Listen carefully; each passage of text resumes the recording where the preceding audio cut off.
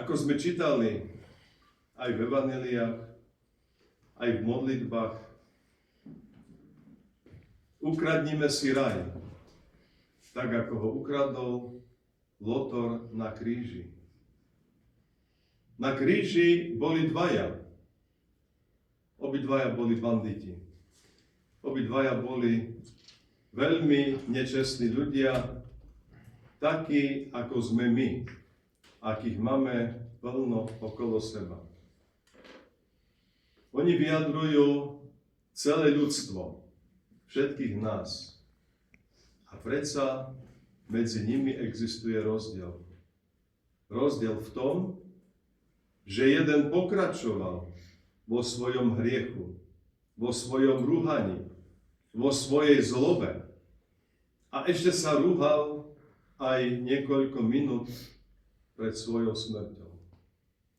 Ale druhý tiež bol zbojník, tiež bol nečestný človek, ale využil poslednú minútu svojho života veľmi správne, najsprávnejšie, ako vedel, najsprávnejšie, ako mohol. A keď napomenul toho iného zbojníka na druhom kríži, nebojí sa Boha. My sme tu právom, pretože sme urobili zlo. Ale on je tu neprávom, pretože nikomu neublížil. Každému pomáhal a robil všetko iba dobré. A vtedy sa obrátil k Spasiteľovi Isusovi Christovi a povedal tie slova: Pomiani mňa, Hospody, jekda prídeši vo cárství Tvojem. Spomeň si na mňa, Pane, keď prídeš do svojho kráľovstva. A Kristus vypočul jeho slova, prijal jeho pokánie a čo mu hovorí? Dnes budeš so mnou v raji. Čo mohol viac získať tento zbojník, tento Lotor? Miesto v Božom kráľovstve. Miesto, po ktorom túžime aj my, ktoré chceme aj my, všetci kresťania, preto snažíme sa cez pokánie, cez oľutovanie svojich hriechov napodobniť tohoto zbojníka, tohoto Lotra a podobne ako on si doslova ukradol Božie kráľovstvo. Ukradol si ho v poslednú hodinu, v poslednú minútu. Aj my si takto môžeme ukradnúť Božie kráľovstvo, keď sa skutočne budeme kajať, keď skutočne budeme vyznávať svoje hriechy. Ale na konci dnešnej modlitby pred hrobom Spasiteľa Isusa Krista čítame ešte jednu vetu. Ešte jednu veľmi dôležitú vetu.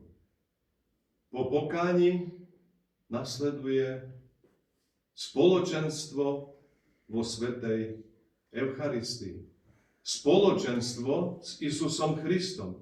Spoločenstvo, ktoré nám dáva možnosť okúsiť tú radosť, tú blaženosť, tú blahodať, ktorú prijímame od Isusa Krista, nášho Spasiteľa. A preto najväčšou radosťou, najväčšou udalosťou pre každého z nás je, keď práve v deň voskresenia, v deň zmrtvých stania Isusa Krista, všetci sa s ním zjednotíme v spoločnej čaši pri svätej Eucharistii, pretože on prišiel k tomu, aby sme my s ním boli jedno. Včera, keď sme na strastiach čítali evanjelia, veľakrát opakoval Kristus, ako sme počuli, ja a Otec sme jedno.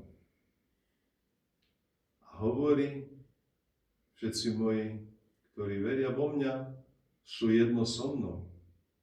A keď my sme jedno s Kristom, tak sme jedno s celou Svetou Trojicou.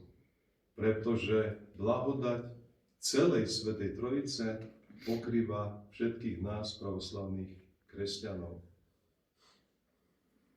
My nesmútime ľudským spôsobom, ale my sa radujeme Božím spôsobom.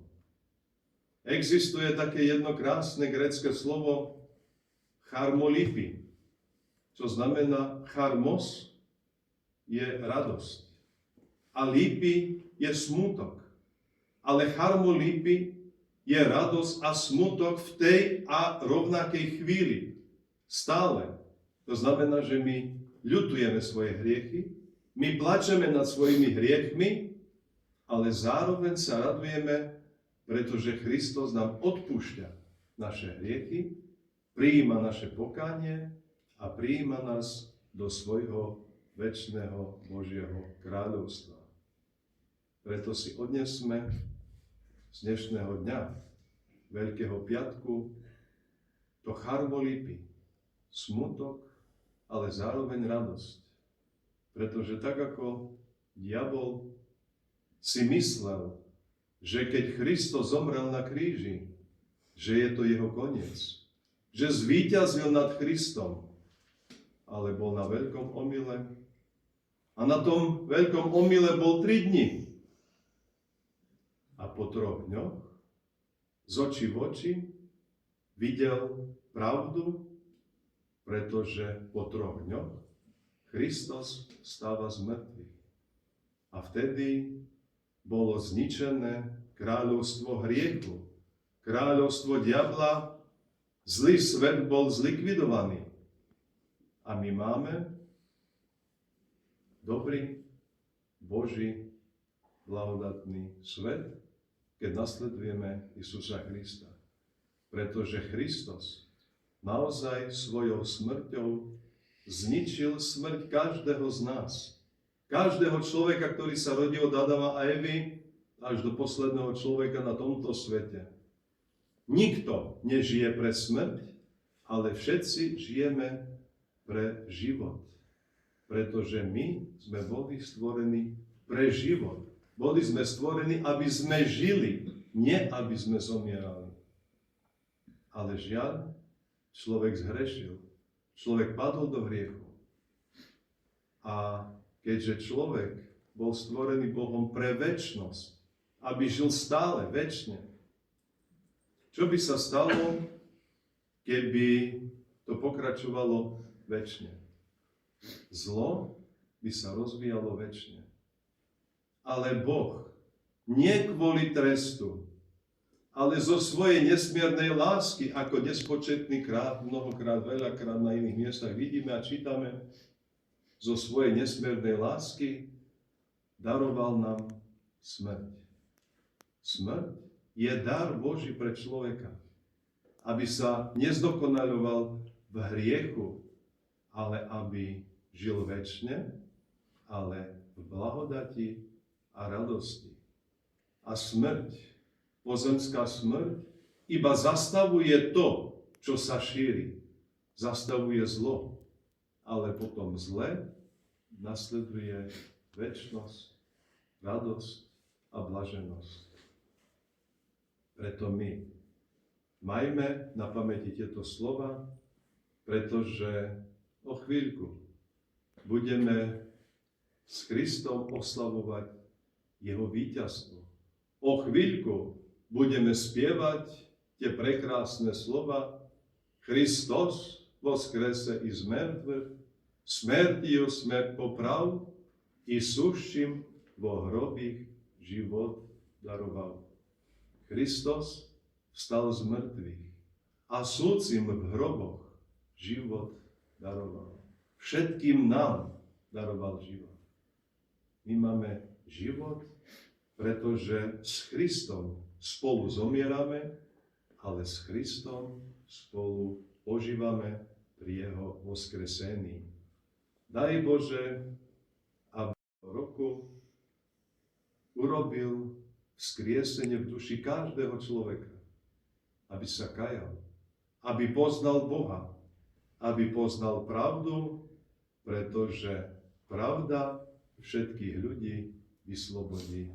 Amen.